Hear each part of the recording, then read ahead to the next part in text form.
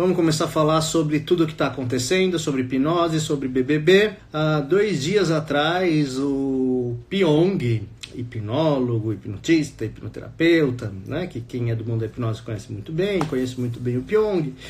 A gente viu o Pyong fazendo, depois de que está no Big Brother, depois de muito tempo, ele fez a primeira hipnose, a primeira sessão de hipnose. Aí começou um monte de polêmicas, né? Porque, tá fazendo hipnose na véspera do paredão, né? Quando ele ia sair, então ele fez só para manipular as pessoas, ele fez só para não sair. Algumas pessoas falam foi farsa, ele combinou aquilo com todo mundo, ou não, aquilo foi real.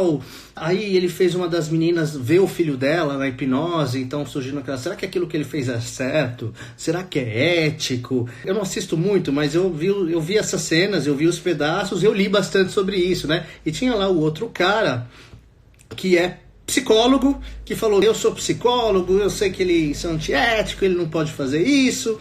E aí eu acho que em função disso saíram vários artigos, né, na internet, e eu pesquisei alguns para gravar essa live. Com certeza saiu muito mais, eu coloquei 2 ou 3 aqui que eu achei como referência.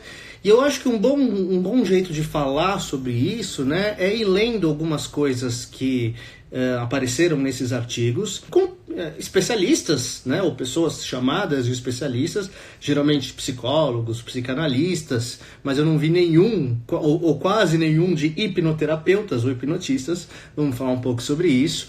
E falando sobre o que o Pyong fez e discutindo se era correto, se era certo.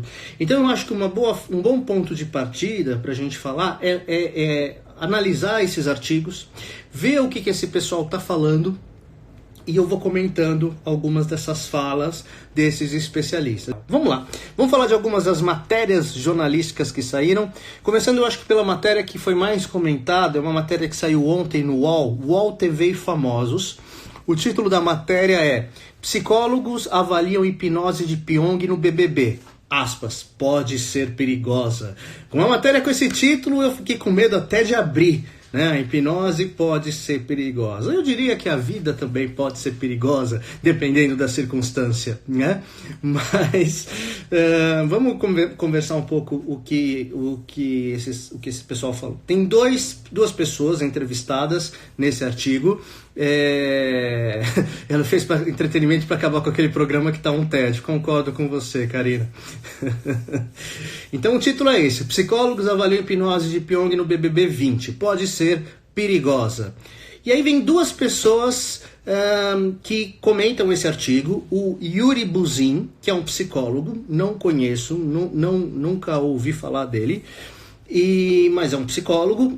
E o Christian Dunker, que é psicanalista, professor da USP, um cara que eu respeito muito, né? Um cara que tem muita bagagem dentro da psicanálise, inclusive, e ele tem um canal no YouTube muito legal também, que eu recomendo. Enfim, um cara que tem alguma noção do que está falando, apesar de ter falado uma outra coisa aqui que a gente vai comentar, tá bom? Então, vamos comentar um pouquinho sobre o que essas pessoas falavam. Jornalismo pode ser perigoso. Jornalismo pode ser perigoso, Daniel. Vamos lá, primeira fala desse artigo, desse psicólogo Yuri Buzin. Ele fala, esse tipo de técnica precisa ser feito em um ambiente controlado. Não é algo para fazer com amigos no bar ou mesmo no BBB. Tem uma coisa que a gente tem que diferenciar. Uma coisa é hipnose terapêutica, é aquela hipnose que você está trabalhando com problemas das pessoas, é aquilo que você está trabalhando com questões emocionais, com questões de fundo psicológico. Outra coisa é hipnose de entretenimento, aquilo que você faz num palco, aquilo que você faz num programa. E essa hipnose de entretenimento, ela pode ser feita no BBB e pode ser feita no bar, porque eu não estou trabalhando com coisas de fora o íntimo das pessoas. O que algumas pessoas temem é que aquilo possa mexer com a mente das pessoas e possa ser perigoso. Mas essa visão de que isso pode ser perigoso porque pode mexer com a mente das pessoas, é uma visão que vem de uma tradição muito antiga da hipnose, como a hipnose ser sob controle de mente. O que a gente sabe muito bem que a hipnose não é. A hipnose não é sobre controle de mente, a hipnose não é algo antinatural, nem é algo místico, nem é algo perigoso como procedimento. A hipnose ela é uma capacidade natural da nossa mente que está ligada à nossa capacidade de comunicação, que está ligada à capacidade de influência, que está ligada à capacidade de foco, de concentração. É absolutamente natural. Há muitos exemplos no nosso dia a dia de situações que a gente vive que podem, digamos assim, ser chamadas de estados hipnóticos. Como, por exemplo, eu posso estar dirigindo meu carro para o trabalho. E no caminho da direção, no caminho, eu começo a pensar nos problemas que eu preciso resolver no meu dia. E de repente eu chego no trabalho, e aí eu paro e penso, como é que eu cheguei até aqui? Eu nem lembro desse caminho, porque eu estava tão ocupado com a minha mente, pensando nas coisas que eu tinha que resolver, que eu nem sei como eu cheguei aqui. Ou seja, enquanto a tua mente consciente permanecia completamente focada nos problemas que você tinha que resolver ao longo do dia, o teu lado não consciente, o teu lado subconsciente, alguns chamarão de inconsciente, tanto faz, né? Mas o teu lado subconsciente vai te levar em segurança para o trabalho porque ele já sabia o que fazer, ele já tinha aprendido como fazer isso, enquanto o teu consciente estava lá tentando resolver os problemas, o raciocínio, a análise. Então, quando nós temos essa mente mais automática, que é a mente subconsciente, fazendo algo, seguindo uma sugestão de caminhar em segurança até o trabalho, enquanto o consciente está fazendo outra coisa, é simplesmente uma sugestão que foi dada que está sendo cumprida pelo nosso lado subconsciente. Isso é uma coisa tão normal e é um fenômeno que a gente poderia chamar de hipnótico, porque não é nada diferente do que acontece nesses fenômenos. Quando a gente está trabalhando com autoridade, com influência, pastores, médicos, professores, políticos, marqueteiros usam isso muito. Um exemplo muito típico da influência da hipnose ou do poder da sugestão pode ser, eu sempre falo disso, pode ser quando você está, por exemplo, assistindo televisão, aí você assiste um comercial do McDonald's, aí acaba o comercial, dá uma vontade de comer Big Mac, eu preciso desesperadamente daquele Big Mac, é quase uma necessidade, mais sorte do que eu, porque você aceitou aquela sugestão que o comercial deu, aquilo faz sentido para você. Dave Elman, um dos nomes mais importantes da história da hipnose clássica, ele dizia que para uma sugestão ser aceita em hipnose, você não precisa de coisas malucas, transes profundos ou nada demais. Você precisa simplesmente que aquela sugestão faça sentido para você, que ela seja aceitável. Se ela é dita por exemplo, uma figura de autoridade, e por ser autoridade faz sentido para mim, e ela não é ofensiva, é aceitável, há uma chance de eu aceitá-la num nível menos consciente ou num nível mais subconsciente.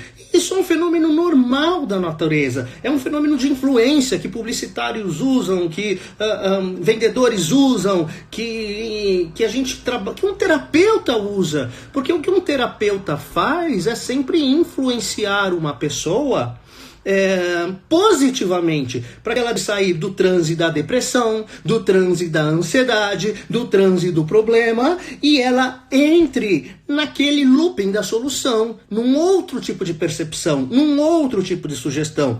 De certa forma, a gente sempre está hipnotizado por alguma coisa. A gente pode estar hipnotizado por uma pessoa que a gente está apaixonada, a gente pode estar hipnotizado por um grande projeto que a gente está muito empolgado, a gente pode estar hipnotizado pelo nosso trabalho, ou a gente pode estar hipnotizado por uma depressão, por uma ansiedade, ou o que quer que seja. Então, quando a gente está falando de fenômenos naturais, de uma coisa que faz parte da gente, não tem muito sentido dizer que isso só pode ser feito em ambiente controlado, porque a vida não acontece em ambiente controlado. A terapia, sim.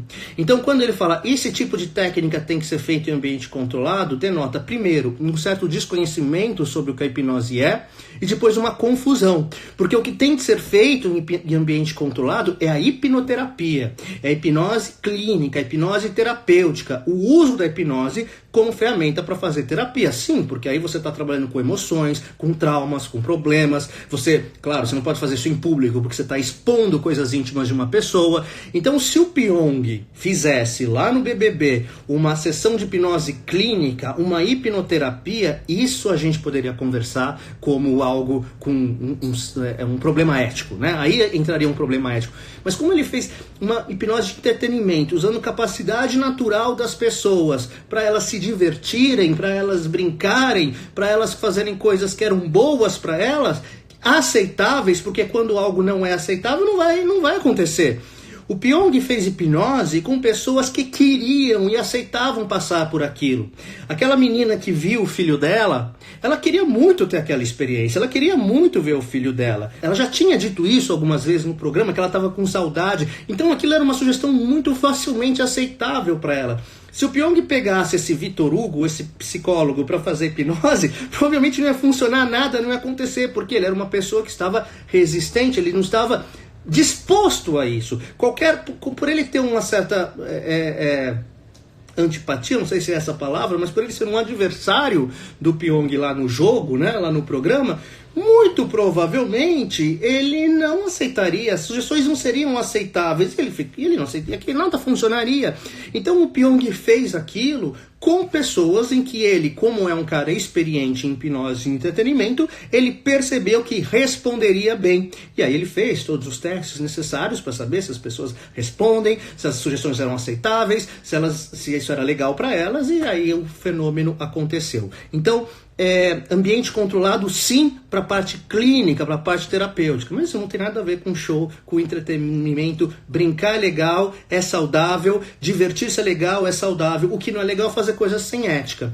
Então, claro, a hipnose de entretenimento pode ser usada para o mal. Você pode fazer na hipnose de entretenimento algo que vá humilhar, vá causar vergonha numa pessoa. Isso não é legal. Algo que coloque ela em risco físico, mas o Pyong não fez nada disso. Então não há nada de errado com isso. Sei que existem hipnotistas de palco que fazem coisas sérias, que humilham pessoas ou que colocam elas em risco físico mesmo, de se machucar até. Isso definitivamente não é legal. Qualquer coisa na vida tem que ser feita com ética. A hipnose não é diferente disso, tá bom? Vamos lá para a próxima fala do mesmo artigo, desse mesmo psicólogo, do Yuri Buzin. É importante ter um preparo anterior e posterior à sessão. Não sei se ele vai oferecer esse amparo lá dentro. A hipnose pode mexer em coisas adormecidas, reverberar de maneira negativa.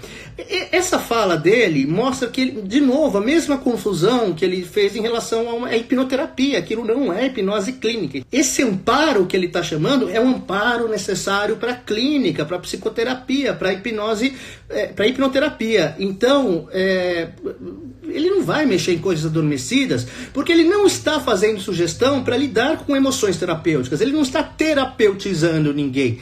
Obviamente há um risco mínimo, muito pequeno disso acontecer em fenômenos de palco, sim, como há riscos em qualquer coisa na vida, mas é um risco de 1 em 1 milhão, dele dar uma sugestão, sei lá, uma sugestão de brincadeira, uma sugestão de entretenimento, que aquilo mexe, que aquilo tem a ver com uma coisa, por exemplo, imagina que essa pessoa é um palhaço, aí a menina tem trauma de palhaço, um exemplo, e aí ela começa a ter um grande medo, uma crise de pânico por causa do palhaço. Existe esse risco por uma sugestão inadequada que o hipnotista de palco pode dar, mas aí cabe a esse hipnotista, primeiro, ter a experiência de não usar sugestões que podem incorrer nesse tipo de problema, e ao mesmo tempo, se isso acontecer, ele fazer o resguardo necessário, e uma pessoa, mesmo hipnotista de palco bem preparado, e o Pyong é um cara bem preparado, vai saber lidar com esse tipo de situação e eliminar isso que a gente chama de abreação, né? Uma reação anormal em função de alguma coisa que ela acessou. Isso é um fenômeno típico da terapia clínica, mas raríssimo no palco, porque a gente não dá sugestões terapêuticas, a gente não dá sugestões de acesso a traumas e a problemas, né? Então, enfim, mais uma vez uma certa confusão, tá bom? Aí vem o Christian Dunker, no mesmo artigo, na seguinte fala: o hipnotismo tem uma noção de autoridade. Às vezes é usado direto ou indiretamente na política, no exército. Não seria legal que ele continuasse com as sessões de hipnose na casa, porque seria uma forma de manipulação. Por outro lado, o jogo é exatamente esse. Mas há uma série de confusões que às vezes eu nem sei se é dele ou da edição do artigo, tá? Então vamos lá. O hipnotismo tem uma noção de autoridade. Isso sim e não.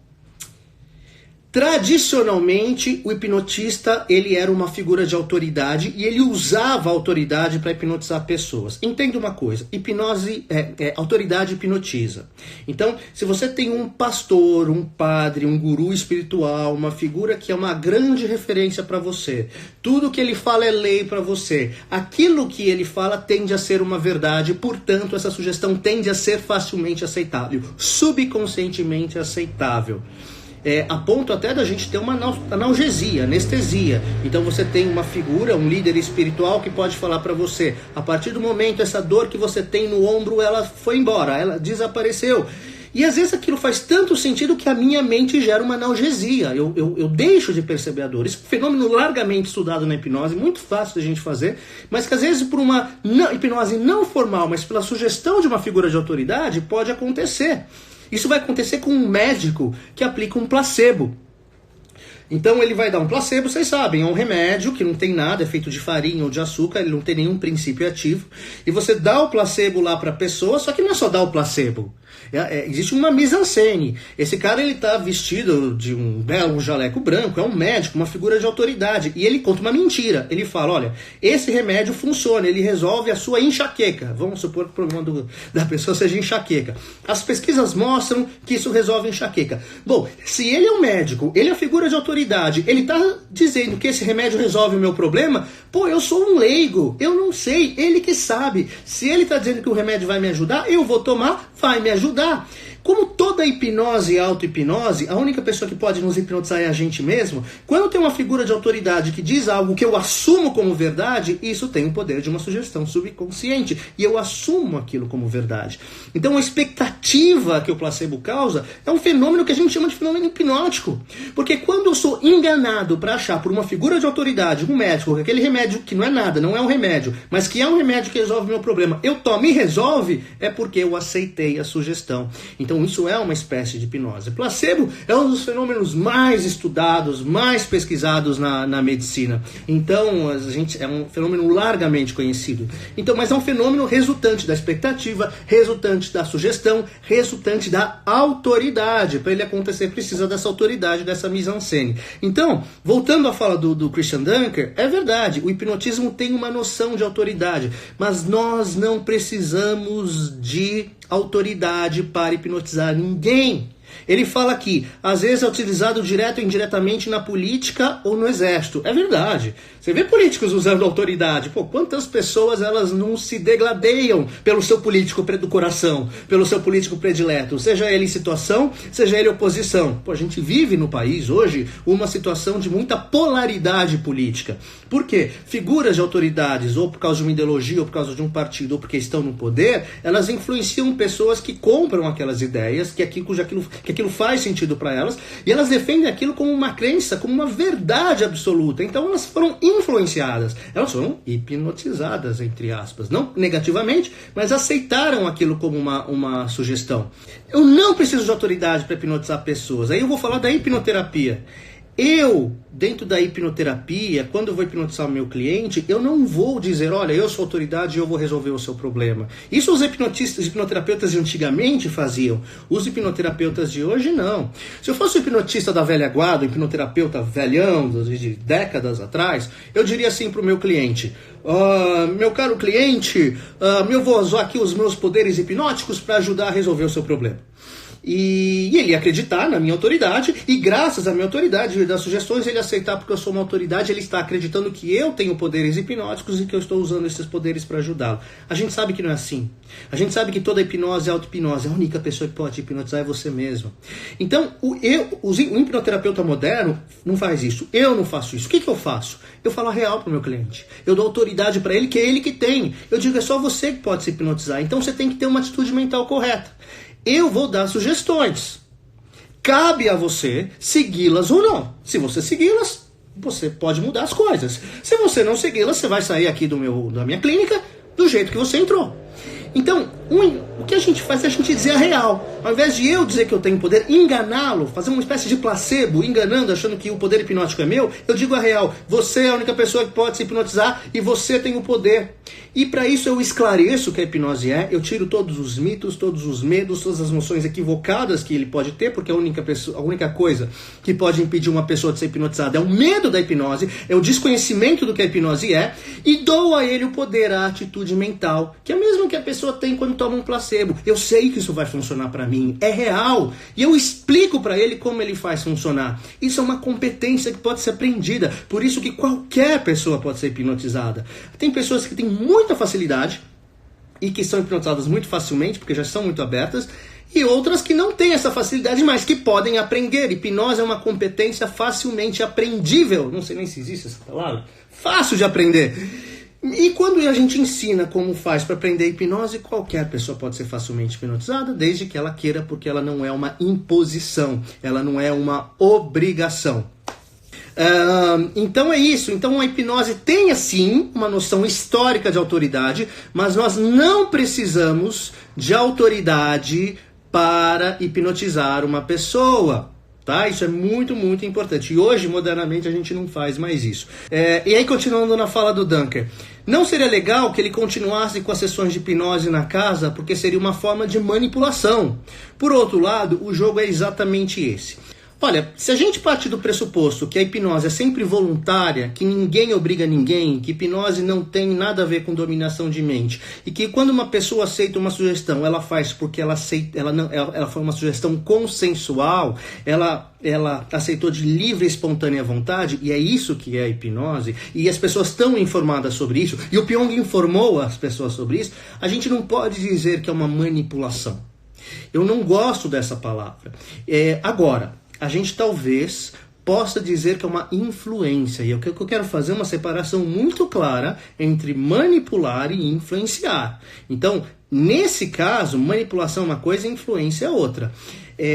Manipular, ela tem significa fazer com as mãos, mas ela tem uma noção de eu induzir uma pessoa a eventualmente fazer uma coisa que ela não queria fazer, ou contra a vontade dela. É uma coisa diferente de influenciar. Influenciar é uma coisa que a gente pode fazer com um filho, por exemplo. A gente quer influenciar o filho a ter bons comportamentos, a aprender coisas legais, a ser uma pessoa ética. Pais influenciam o tempo todo os filhos a serem pessoas melhores. A educação é influência. Um professor está influenciando os seus alunos a aprender o assunto, ou a ter um comportamento assertivo em relação àquilo que ele ensina. Um hipnoterapeuta ou um psicólogo, ele está influenciando o seu cliente. A hipnoterapia é uma influência. Eu quero ajudar o meu cliente. Isso é uma espécie... Eu estou usando das minhas técnicas, da minha fala, da minha posição, para influenciá-lo a perceber a vida dele com um olhar diferente, daquele olhar enviesado que faz com que ele se sinta doente. Então o hipnoterapeuta, ele influencia, mas não manipula. Eu não estou usando poderes para manipular a pessoa, para fazer ela virar outra pessoa. Isso não é manipulação, isso é influência. Um vendedor influencia uma pessoa a comprar um produto porque pode ser bom para essa pessoa. Então a influência por si não é negativa. Ela pode ser negativa ou positiva, como qualquer coisa na vida. Mas a influência, ela tem um aspecto muito positivo para um educador, para um pai, para um terapeuta. Mas a manipulação me parece sempre algo negativo.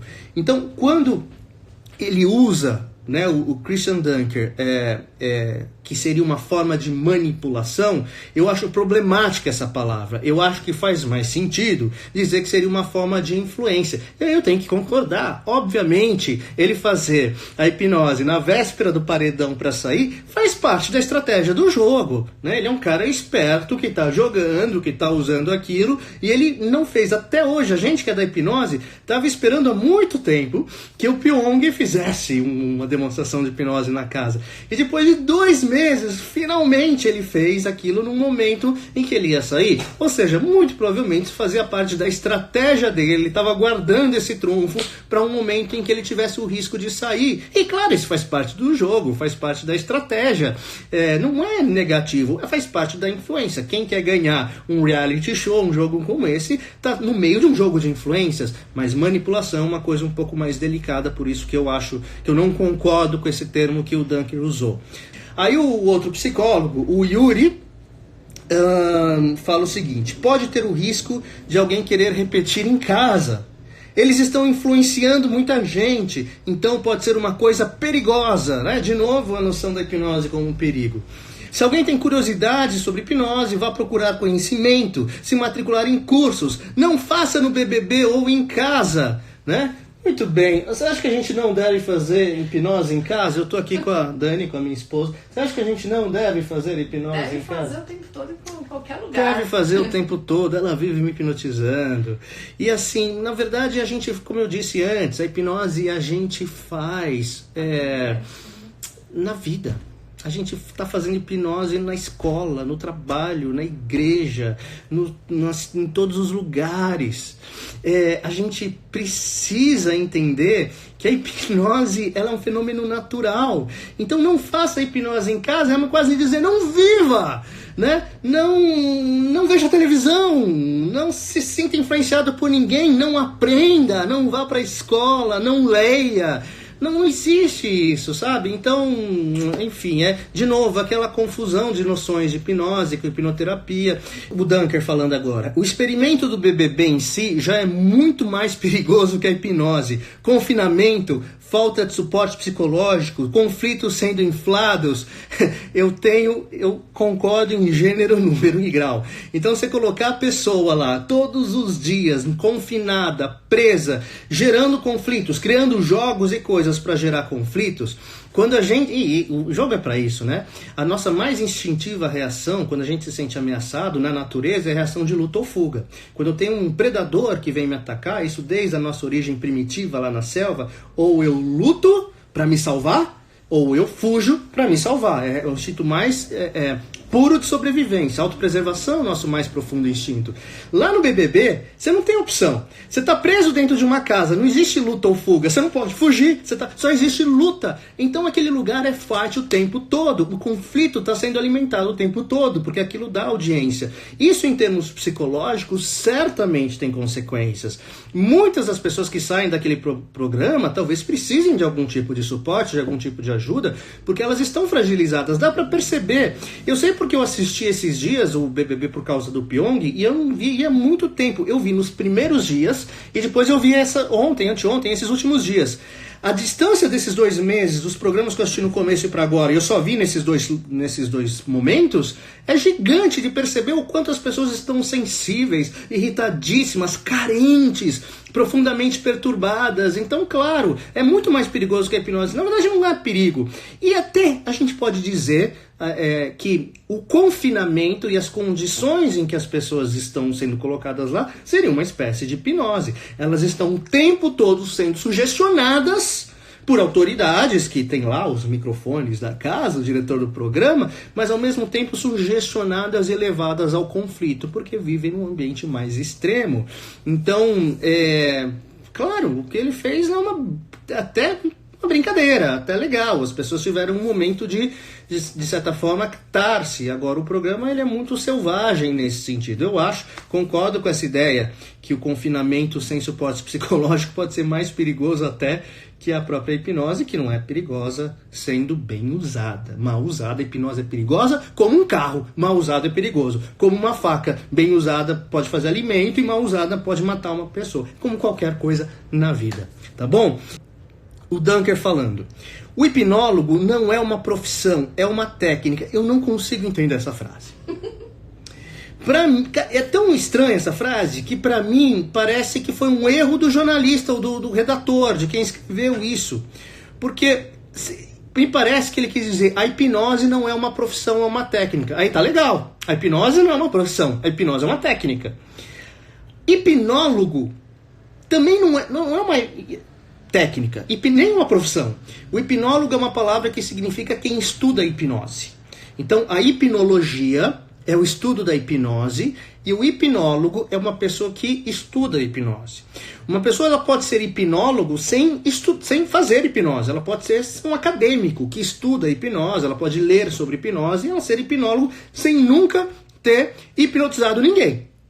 Agora, um hipnotista é uma pessoa que hipnotiza, ou hipnotizador.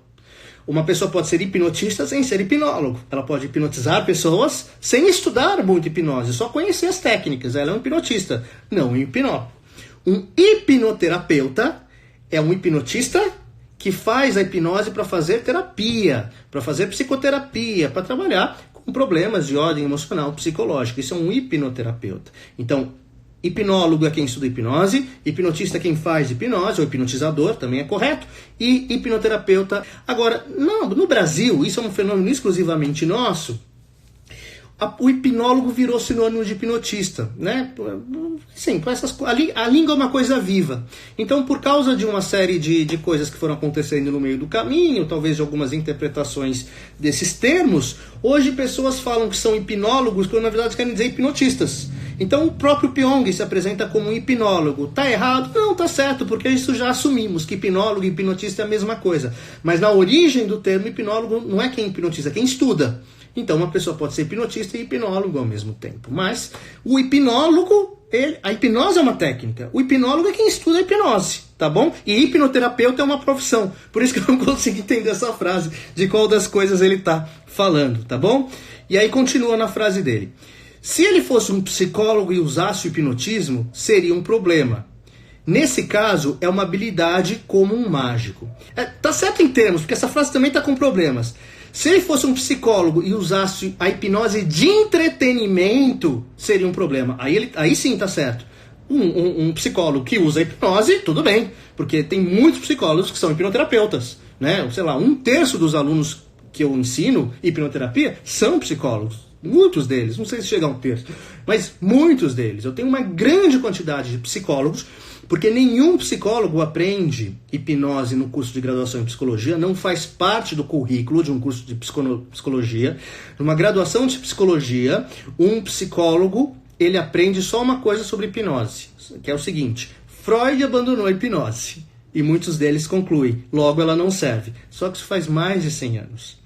Freud não conseguia hipnotizar todas as pessoas com as técnicas que ele tinha há mais de 100 anos. Mas assumir que a hipnose não é uma boa técnica para fazer terapia, porque Freud deixou de fazer isso há 100 anos atrás, é como dizer que as técnicas de medicina de um século atrás são tão boas quanto as técnicas de medicina de hoje. Não tem sentido dizer isso, né? O Dunker não diz isso, muito pelo contrário. Eu já vi um vídeo dele falando sobre hipnose muito bom. Por isso que eu disse que ele sabe, que ele entende de hipnose. E por isso que eu acho que essa frase é mais um erro de quem a escreveu do que ele falou, porque não tem lógica, e ele sabe do que ele fala, tá? Então, o hipnólogo não é uma profissão. Bom, o hipnólogo é quem estuda hipnose. Hipnoterapeuta é uma profissão. A hipnose é uma técnica. Se fosse um psicólogo e usasse o hipnotismo, seria um problema. Se fosse vamos corrigir a frase, vou falar a frase correta agora como ela deveria estar escrita. Se ele fosse um psicólogo e usasse a hipnose de entretenimento, como a que o Pyong usou no BBB, aí seria um problema. Por quê? Porque o CRP, o Conselho Regional de Psicologia, proíbe que psicólogos inscritos no conselho usem ou façam hipnose de entretenimento. A hipnoterapia não é uma profissão regulamentada, então você não precisa ter um diploma acadêmico para ser hipnoterapeuta. Mas alguns conselhos regulamentam o uso da hipnose dentro das profissões. Conselho de Psicologia, Conselho de Medicina, Conselho de Odontologia, Conselho de Fisioterapia e Conselho de Enfermagem. Esses 5 conselhos entendem a hipnose como uma prática aceitável, uma prática científica e regulamentam o uso da hipnose para os profissionais de cada uma dessas áreas. No caso específico dos psicólogos, o Conselho de Psicologia proíbe que psicólogos usem hipnose para entretenimento, apenas para a hipnoterapia, apenas para fazer terapia. Talvez seja isso que o Dunker quis dizer.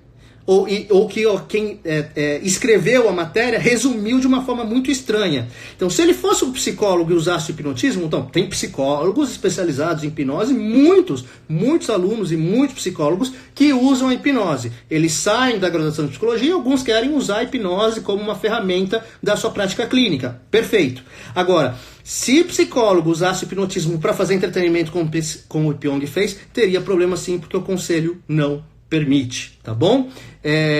Aí ele fala, nesse caso é uma habilidade como um mágico. Eu acho que ele está usando o mágico para comparar, é uma habilidade técnica. Sim, ele usa a habilidade técnica da hipnose como um mágico, usa a sua habilidade técnica, tá bom? Ele não está falando de um uso da hipnose terapêutico, tá? Não é antiético, de fato não é antiético, ele tem razão. Só poderia ser antiético diante do jogo, tá? Então, é uma frase muito estranha e eu acho que está mais mal escrita do que mal falada. Agora a gente não sabe exatamente como ele falou, tá bom?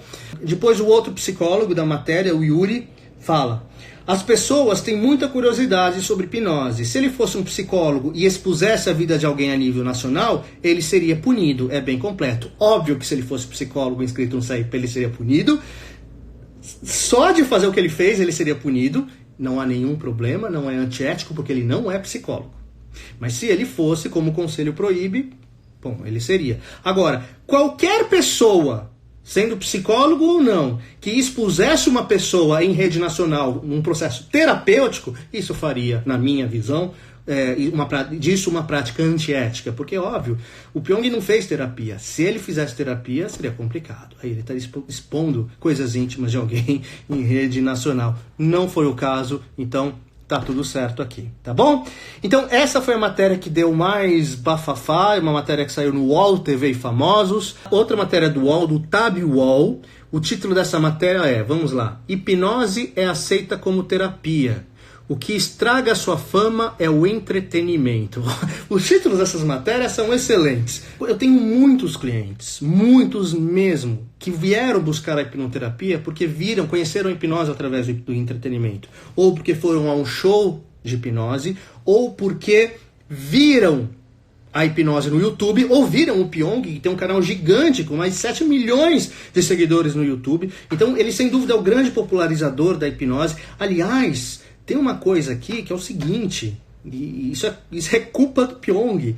Desde que o Pyong entrou na hipnose, em 2016, o número de pesquisas científicas na área de hipnose no Brasil quase que triplicou. Pelo simples fato de que o Pyong, com a popularidade dele, isso há muito tempo, como youtuber, né? Nem como BBB é um fenômeno recente, mas a popularidade dele como youtuber fez com que a curiosidade, o interesse da hipnose científico quase que triplicasse no Brasil.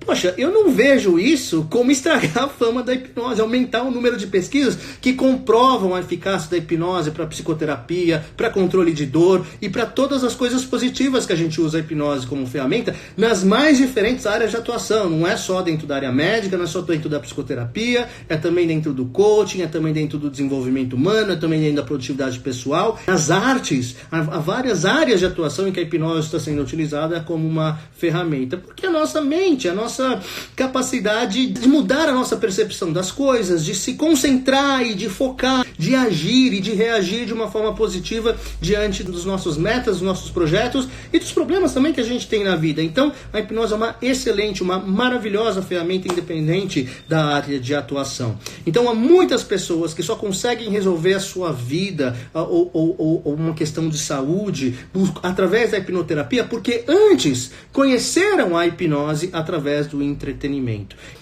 O entretenimento não estraga a fama. São alguns psicólogos, alguns médicos, não é nem a maioria, são alguns que não conhecem hipnose porque não estudaram e não aprenderam e que ficam com aquela ideia antiga que Freud abandonou a hipnose e logo não serve.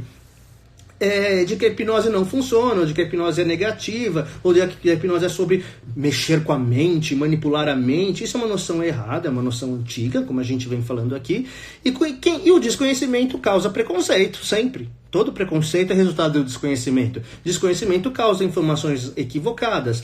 Então, algumas pessoas que não têm conhecimento interpretam a hipnose de entretenimento como uma coisa negativa. Aí, com a ajuda do Conselho de Psicologia, que condena que profissionais da área façam isso, se condena é porque considera que isso não é positivo, o que eu respeitosamente discordo.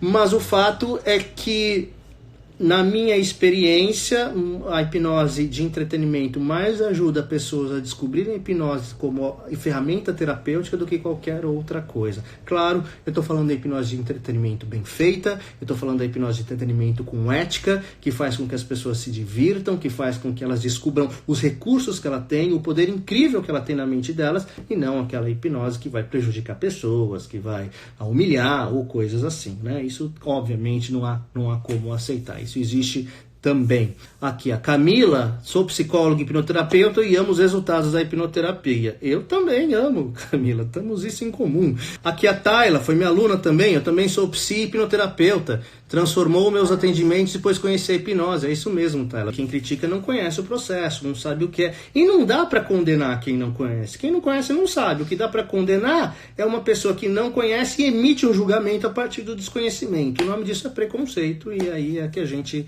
tem que se levantar e divulgar da melhor forma possível, explicando para as pessoas o que a hipnose é, né? Um pouco que a gente está tentando fazer aqui, tá bom? Então vamos lá, nesse artigo, a hipnose aceita sua terapia, o que estraga a sua fama e entretenimento, tem uma neurocientista, professora da UERJ e hipnoterapeuta, chamada Célia Martins Cortez, ou seja, é uma professora, é uma cientista, é uma acadêmica, neurocientista e professora da Universidade Estadual do Rio de Janeiro, aspas, né? Vou colocar aqui. Nessas apresentações, um bom hipnoterapeuta normalmente observa na plateia quem é altamente suscetível. Geralmente, quem se voluntaria a ir ao palco está mais aberto à experiência e, portanto, vai se deixar hipnotizar facilmente. Até aqui tudo bem. Não é só que a pessoa se deixa hipnotizar. O hipnotista de palco, ele faz que ele está num show. O Baltresca acabou de entrar, o meu sócio, parceiro, grande amigo. O Baltresca é o cara que mais hipnotizou pessoas no palco no Brasil. Ele é um grande especialista, hipnotista, hipnoterapeuta, mas um grande palestrante corporativo que usa nas suas palestras em empresas a hipnose todos os dias. Então, quando ele vai hipnotizar pessoas no palco, ele faz testes antes para saber quais daquelas pessoas estão mais abertas àquele tipo de sugestão de entretenimento, porque para a sugestão ser aceita, ela precisa ser aceitável para a pessoa, ou seja, ela precisa entender aquilo.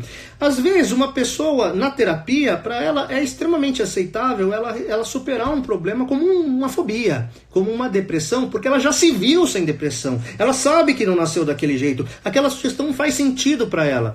Então, são mais tranquilas as sugestões terapêuticas. Mas no palco tem sugestões muito ousadas para algumas pessoas, como esquecer o próprio nome, como alucinar ver uma pessoa que não está lá. Algumas pessoas vão estar muito abertas para isso, outras não, outras vão racionalizar demais, vão dizer, nesses casos, esses hipnotistas de palco, eles fazem testes com as pessoas para verificar entre elas quais estão mais abertas a aceitar aquele tipo de sugestão de entretenimento e trazê-las para o palco. Então ele faz testes, seleciona aquelas pessoas que estão abertas e é isso que acontece, tá? Aí a coisa vai começar a ficar mais polêmica. A pessoa quer tanto aquilo que entra naquela situação virtual. A pessoa aceita a sugestão, não vou dizer que quer tanto, mas é aceitável para ela. Hipnose pode se tornar algo grave, não tem como saber o que vai ficar dessa situação. Bom, qualquer coisa pode se tornar algo grave se mal usado, eu falei sobre isso. Uma faca de cozinha pode ser usado para uma coisa ótima como cozinhar, mas pode ser utilizado para algo grave como matar uma pessoa. Um carro, idem. Uma bebida pode ser utilizado para socializar ou pode ser utilizado para a pessoa prejudicar sua própria saúde. Então qualquer coisa pode ser utilizado, pode ficar grave quando mal utilizado. A hipnose não é diferente. Eu já vi casos de hipnotistas de palco que colocam em risco a integridade física do sujeito, do voluntário que está sendo hipnotizado, porque ele não cuida da segurança. E aí o cara cai do palco, ele está tão imerso na fantasia dele que ele cai porque o cara que hipnotiza não tomou cuidado com a segurança. O Baltresca conta uma história lá de um show que ele viu de um cara que ficou com fratura exposta. Mas claro, virou algo grave a hipnose, mas por uma falta de cuidado, por uma falta de prevenção, como qualquer coisa na vida. Agora, quando a pessoa usa a hipnose, pode se tornar algo grave, porque está trabalhando com a mente das pessoas, aí novamente denota uma noção.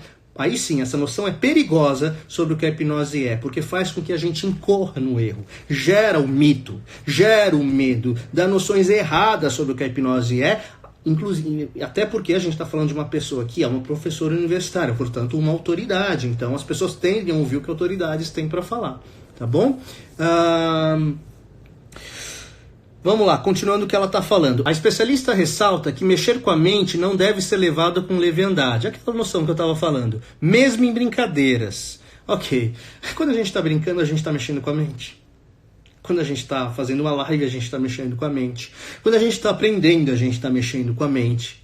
Quando a gente está vivendo, quando a gente está comendo, quando a gente está transando, quando a gente está dormindo, a gente está mexendo com a mente. A nossa mente, o tempo todo, ela está sendo mexida com a imaginação, com a criatividade, com a cognição, o tempo todo, tá? Então, mexer com a mente é aquela noção, ela está falando dentro daquela noção equivocada de hipnose, como dominação de mente, como uma pessoa pode manipular negativamente outra. Bom, de novo... a gente já falou muito sobre isso, tá? Quando se fala em hipnoterapia, ou seja, a hipnose aplicada como tratamento médico, com o objetivo de mudar comportamentos ou analisar questões mentais, apenas psicólogos, psiquiatras e alguns médicos especializados deveriam poder aplicar a técnica. Isso não é verdade. A hipnoterapia, não é uma profissão regulamentada. O que significa dizer que qualquer pessoa... Isso também pode ser negativo, ok? Mas qualquer pessoa pode praticar a hipnose, qualquer um pode ser um hipnoterapeuta. Quando essa pessoa é um psicólogo, ela é um médico, ela é um dentista, ela é um fisioterapeuta ou é um enfermeiro, ela está sujeita às regulamentações do seu conselho, porque esses conselhos regulamentam a hipnose para os profissionais inscritos nesses conselhos. Mas uma pessoa que não é nada disso, ela pode trabalhar com a hipnose. Então, quando uma pessoa diz que psicólogos, psiquiatras e médicos especializados eles podem usar a hipnose, isso é um grande equívoco. Eu vou ler para vocês, que eu separei aqui, um trecho que eu tirei do CFP, Conselho Federal de Psicologia, tá? Então está escrito no Conselho Federal de Psicologia, para psicólogos. O Conselho Federal de Psicologia regulamenta a atuação de psicólogos na psicoterapia conforme resolução CFP 010/2000. Entretanto, de acordo com a legislação brasileira, a psicoterapia não é atividade privativa de psicólogos, podendo ser praticada por outros profissionais desde que não utilizem o título de psicólogo. Então isso é a lei brasileira, isso está no Conselho Federal de Psicologia, de novo. A psicoterapia não é atividade privativa de psicólogos, podendo ser praticada por outros profissionais. Então está escrito no próprio Conselho Federal de Psicologia. Eu já vi muitos psicólogos falando, não, você não pode fazer hipnose porque você não é um psicólogo. Ele desconhece não apenas a lei, mas o que está escrito no próprio conselho, tá? Então eu não estou dizendo...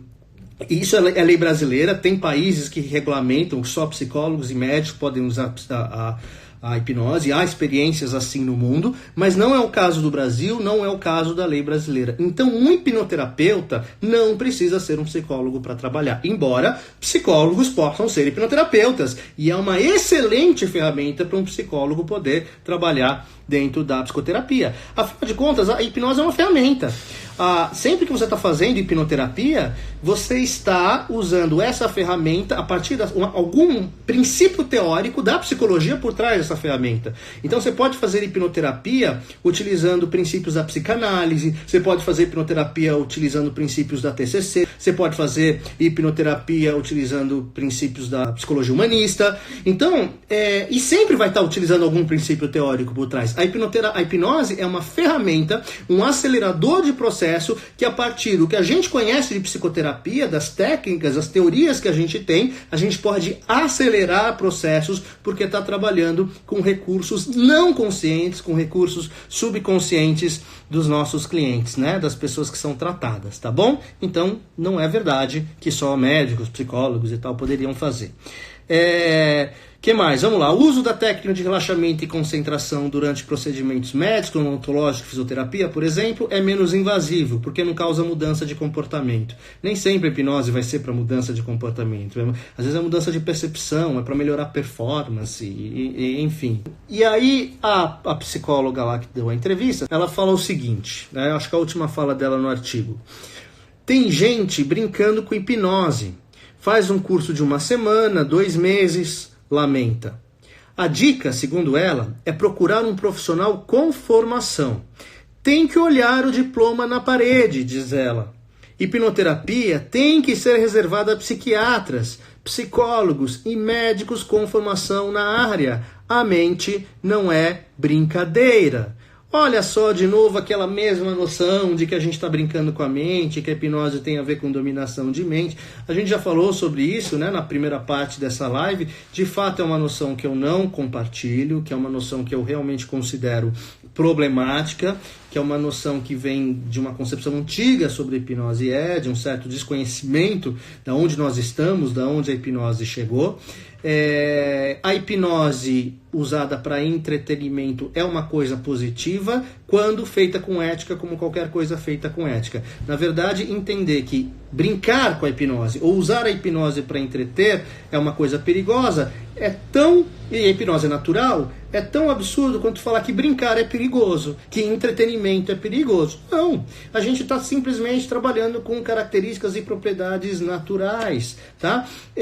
A hipnose não é que você tem que olhar um diploma na parede. Sim, todo mundo que busca a hipnose precisa trabalhar com um profissional que, de certa forma, inspira confiança, né? A gente nunca pode fazer terapia e se abrir com uma pessoa que a gente não confia. Então, sim, tem que ser uma pessoa que tenha confiança, tem que ser uma pessoa qualificada, tem que ser uma pessoa que sabe o que está fazendo, mas não é exatamente um diploma na parede que vai dizer se a pessoa sabe ou não o que está fazendo. Nem um diploma de hipnoterapeuta, quanto mais um de psicólogo, ou de psiquiatra, ou de médico, que isso é uma outra prática. Medicina, psicoterapia, odontologia é outra coisa. Hipnoterapia é uma coisa, essas coisas são outras coisas. Sim, a hipnose, a hipnoterapia pode ser utilizada como ferramenta dessas áreas, inclusive para o psicólogo.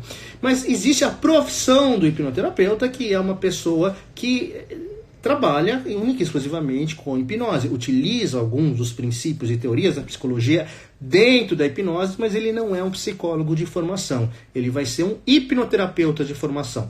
Não formação acadêmica, porque não há formação acadêmica em hipnoterapia, mas sim, existem boas formações de hipnoterapia que qualificam profissionais a trabalhar nessa área. Mas eu sempre falo para os meus alunos que uma das coisas que menos qualifica ele, que menos dá credibilidade para ele, é o diploma de hipnoterapia. Então, é um erro para mim dizer, olha, eu sou bom hipnoterapeuta, fazer o seu marketing como hipnoterapeuta para trazer clientes, porque eu tenho uma formação XYZ. Nem a minha formação, né? Que é a formação Bravo, a minha com Baltresca, que eu acho a melhor formação de hipnoterapia do mercado, porque será, né? É a minha formação, tudo bem, que é o meu jabazinho, mas nem para o hipnoterapeuta, meu aluno, que faz uma excelente formação, que eu acho que a minha eu digo que é o meu diploma que vai dar credibilidade para ele. Não é isso. É ele mostrar para o cliente dele, primeiro, que ele sabe do que ele está fazendo. Saber engajar o cliente. Porque toda hipnose é auto-hipnose. Então não é dizer eu tenho poder, é dar o poder para ele, porque hipnose não é sobre você resolver a cabeça de ninguém, ou você entrar na cabeça de ninguém. Hipnose é sobre você dar o poder. Hipnose é sobre você mostrar para o seu cliente os recursos que ele tem para que ele se resolva. Porque aquela coisa que ninguém muda ninguém é a mais absoluta verdade, esse ditado popular. Ninguém muda ninguém, nem com hipnose. Você, terapeuta, não pode mudar ninguém. É a pessoa que se muda. O que nós somos de verdade nesse processo, nós, hipnoterapeutas ou psicoterapeutas, nós somos facilitadores, nós somos oportunizadores dessa mudança. O que a gente faz é ajudar essas pessoas a perceber os recursos que ela tem para que elas se mudem e perceber como que essa mudança é tão poderosa quando a gente se conhece, quando a gente entende a nossa capacidade. E a hipnose é uma ferramenta para ajudar a pessoa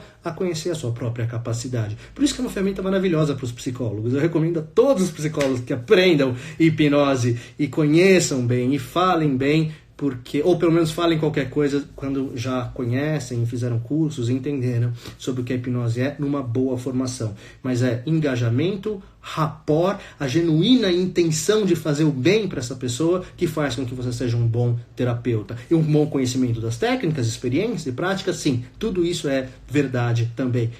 É bom dizer, né, lá no programa, teve o Victor Hugo, que falou um pouco, né? Ele usou o argumento da autoridade, né? Uma falácia. Eu sou psicólogo e eu sei que isso não é verdade. É a pior coisa que tem, né? A gente usar o argumento da autoridade. Você sabe com quem você está falando, né? Eu sou psicólogo e eu sei que não dá, que hipnose não é assim, eu sei que hipnose não resolve problemas tão rápidos. Bom, ele certamente é um psicólogo que talvez não conheça tão bem a hipnose, ou que talvez estivesse bastante machucado pela situação, pelo contexto, pela pressão que aquele programa exerce. Como eu disse, de fato, esse confinamento é muito mais perigoso que qualquer outra coisa que alguém tenha feito lá, que o Pyong tenha feito, né? E não existe, sabe, esse duelo, essa briga, psicólogos versus hipnose, médicos versus hipnose. Cada área de conhecimento tem o seu uso da hipnose. Mais uma vez, a hipnose é uma ferramenta e o hipnoterapeuta é um profissional que faz uso exclusivo dessa ferramenta para sua prática profissional, tá bom? Então, basicamente, é isso. Muito bem. Agora, para a gente finalizar, eu vou abrir para perguntas. Eu tenho compulsão alimentar, a hipnose ajuda? Sem dúvida, Lute. Você não nasceu com compulsão alimentar, tá bom? Ela é uma coisa adquirida ao longo da sua vida, a partir das experiências que você tem, que geraram isso.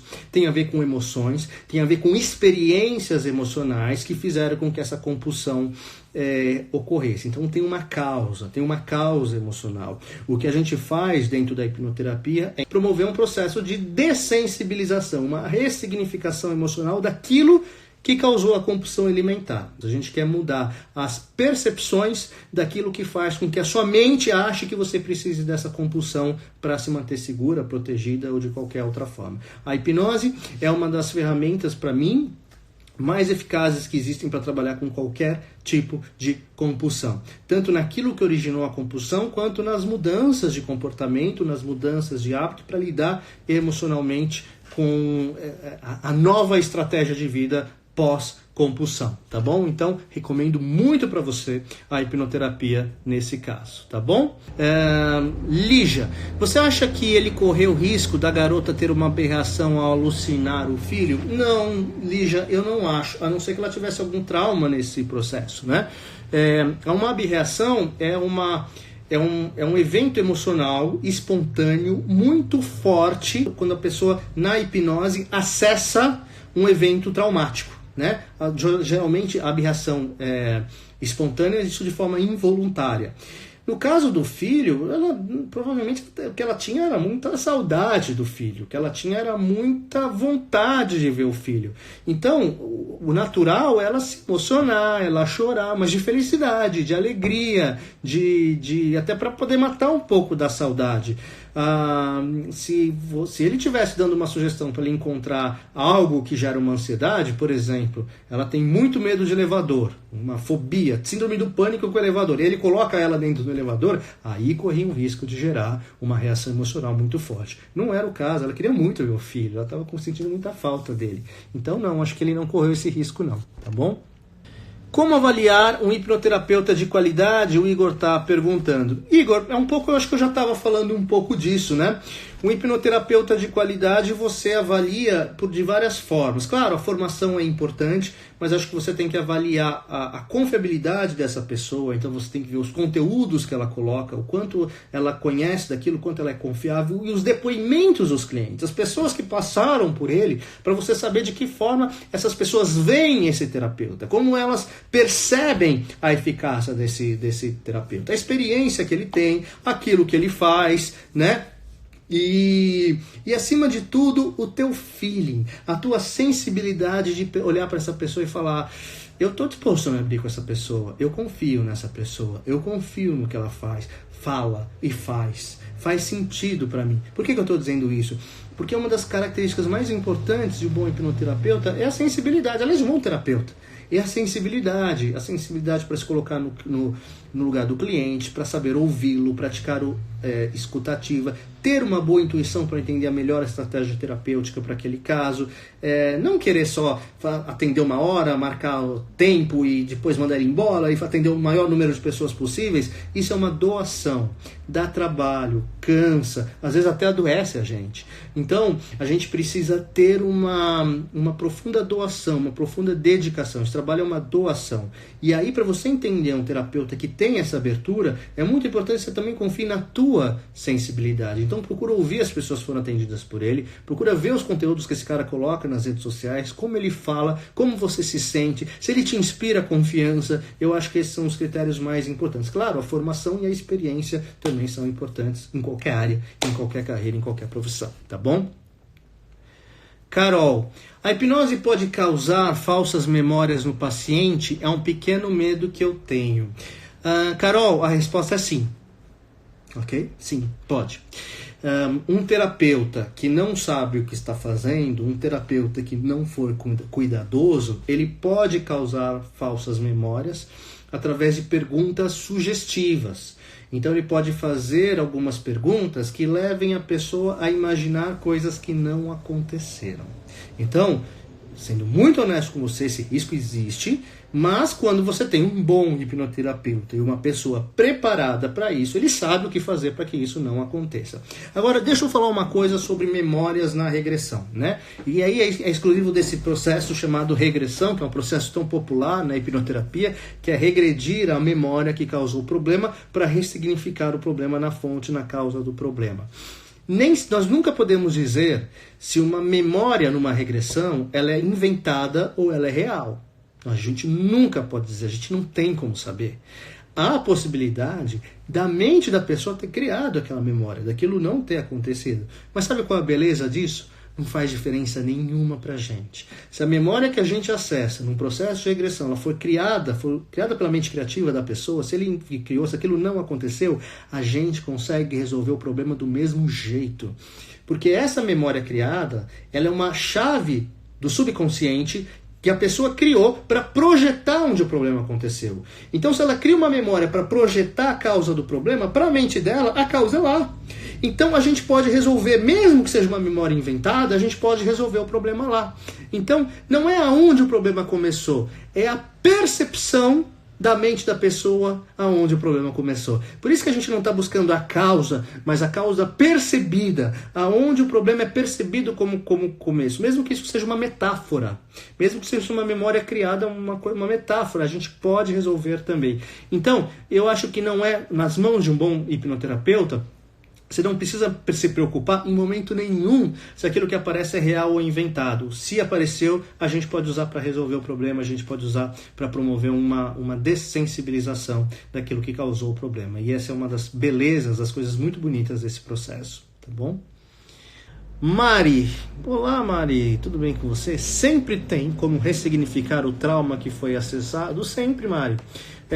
Porque o trauma ele é uma coisa que foi colocada na vida, a pessoa não nasceu com ele, né? Ele foi uma coisa aprendida, e a nossa mente está sempre aprendendo. Uma vez que ela aprendeu com um trauma, com a experiência que gerou um trauma em algum momento da vida, em qualquer momento da vida ela pode aprender a perceber esse evento de uma outra forma. Depende mais dela que do hipnoterapeuta, porque toda a hipnose é auto-hipnose, a única pessoa que pode se mudar é ela mesma, ninguém muda ninguém, eu já falei sobre isso aqui. Então ela precisa querer, ela precisa superar os ganhos secundários, que são as razões mais fortes que ela tem para ficar no problema do que para sair do problema. Isso existe também. Por exemplo, pessoas que,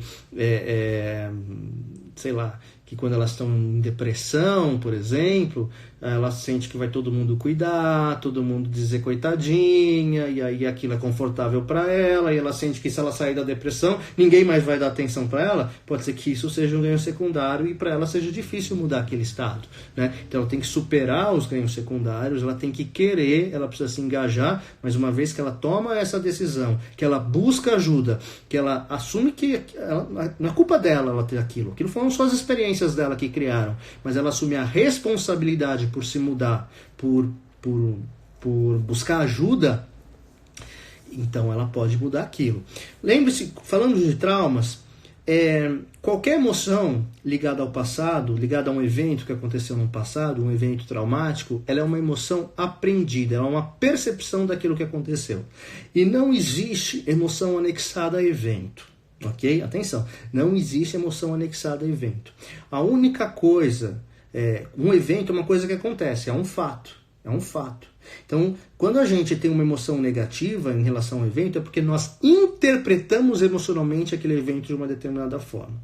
Vamos supor que alguma coisa ruim acontece, uma pessoa querida para você morre, aí você vai ficar muito triste, porque essa pessoa é querida. Mas isso só vai acontecer porque na sociedade que a gente vive, quando alguém morre, nós ficamos tristes, porque nós interpretamos a morte como uma coisa triste. Mas há determinadas culturas, determinadas sociedades que veem a morte como uma coisa positiva, e quando alguém morre, eles celebram, eles ficam felizes, ficam alegres porque é um evento positivo. Então não tem emoção anexada ao evento. O que nós fazemos, nós interpretamos emocionalmente um evento. O que a gente faz na hipnoterapia? A gente, pelo menos na técnica da regressão, tem diferentes técnicas, tá? O que a gente faz na regressão? A gente revisita aquele evento traumático e dá uma nova interpretação para ele, mais madura, mais inteligente, para que a gente perceba que aquele evento, por pior que tenha sido, aquela emoção é apenas uma interpretação e esse evento está no passado, aconteceu lá atrás, não está acontecendo agora. Quando a gente traz um evento que aconteceu no passado para o aqui e agora, a gente não se permite viver o presente, a gente não se permite viver o aqui e agora, que é o único lugar no tempo em que a gente pode ser feliz, em que a gente pode tomar decisões, em que a gente pode ser saudável, para que a gente está trazendo o passado para o aqui e agora. Qual é o nosso objetivo como terapeutas? Ajudar a pessoa, ajudar o nosso cliente a deixar o passado ser passado, para que ela possa ter uma vida de qualidade e de saúde no aqui e agora. Então, sim, nós podemos ressignificar qualquer trauma que for acessado, porque o que quer que seja que faça isso ser chamado de trauma é apenas uma interpretação emocional. Podemos dar novas interpretações melhores, tá bom? A Dani está me mandando dizer para vocês compartilharem essa live e quem perdeu a primeira live para compartilhar, para assistir lá e compartilhar com outras pessoas, né? Já que esse assunto de hipnose, de Pyong, de BBB, tá na moda e tá todo mundo falando sobre isso e tá nas redes sociais e tá nos portais. E tem muita informação errada sendo colocada, né? Por isso que eu acho que essa live é importante. Então, compartilhem, vai ajudar bastante. As duas lives, né? As duas partes, a primeira e essa parte, ajudem a compartilhar. E mandem mensagens para mim, caso vocês queiram saber mais alguma coisa sobre alguma coisa, tá bom? Um grande beijo em vocês, uma ótima noite e estejam por perto. Tchau, até breve.